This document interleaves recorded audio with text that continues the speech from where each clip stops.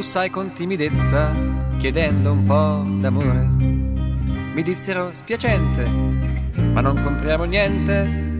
Così capii che il mondo regala a chi non dà, e chi qualcosa chiede potrebbe anche crepar. Bussai con più veemenza, non più con titubanza. Mi dissero che vuole? Scusate, un'intervista. Così capii che al mondo la gente puoi comprare, te la puoi conquistare facendola parlare.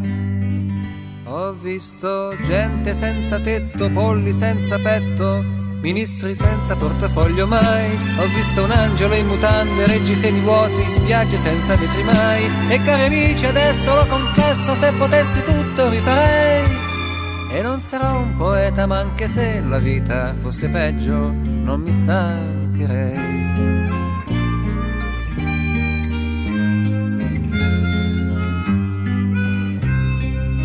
Bussai con prepotenza, diciamo con violenza. Mi aprì e disse: signore, non è in casa il dottore. Me la portai in cucina, facemmo una sveltina. Mi fece anche mangiare per poi ricominciare. Essendo un po' distratto, non sento la padrona che arriva sul più bello, ci prende per il collo e dice: ma che fate? In casa mia v'amate?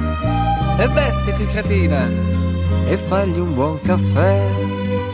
Ho visto cantautori matti, ladri autodidatti, ministri senza portafoglio mai. Ho visto tanta neve a Roma, calvi con la chioma, dischi con un giro in più. E cari amici, adesso lo confesso, se potessi tutto rifarei. E non sarò un poeta, ma anche se la vita fosse peggio, non la tradirei.